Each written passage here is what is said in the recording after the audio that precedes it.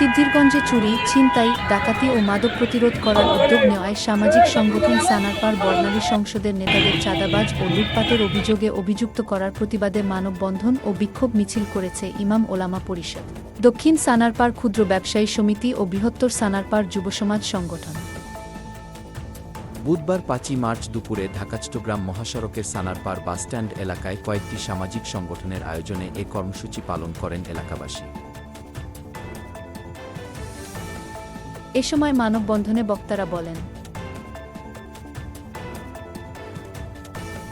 ওই স্বৈরাচারের প্রহররা আমাদের ক্লাবের নামেও অপপ্রচার চালাচ্ছে, আমাদের ক্লাবের অভিযান করছে। আমরা আশা করি আপনাদের সহযোগিতা এবং অংশগ্রহণ থাকলে এই সমাজ থেকে আমরা চুরি ছিনতাই চিরতরে নির্মূল করতে পারবো। আমরা হুঁশিয়ার করে দিতে চাচ্ছি, তোমরা যদি এলাকায় বসবাস করতে চাও, তোমরা যদি সামাজিক জীব হয়ে থাকো, সমাজের মানুষের মাছটা বোঝার চেষ্টা করো, সমাজের মানুষের চাহিদা বোঝার চেষ্টা করো। হয় ভালো হয়ে যাও, না হয় তোমাদের এলাকা থেকে আমরা উচ্ছেদ করে দিব।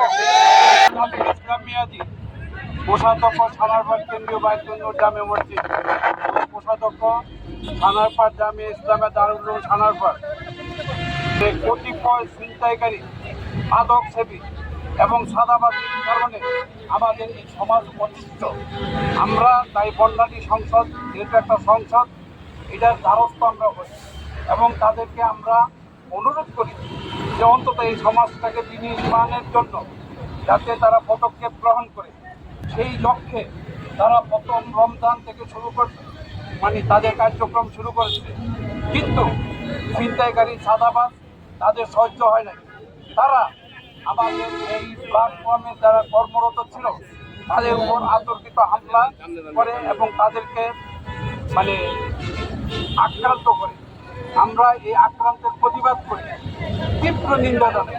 আমি ৩ নং ওয়ার্ড বিএনপির সাংগঠনিক সম্পাদক মোহাম্মদ শরীফ ইসলাম ভুইয়া এবং সিদ্ধিরগঞ্জ থানা বিএনপির সদস্য। আমি এলাকার বাসিন্দা। এখানে ছিনতাইকার প্রতিদিন ছিনতাই করে, এলাকার মানুষ কোনো নিরাপদ নাই। দক্ষিণ সানারপাড়ের বাসিন্দা মোহাম্মদ নাজমুল হাসান, সেক্রেটারি বাইতুল জান্নাত এবং বাসস্ট্যান্ড জামে মসজিদ।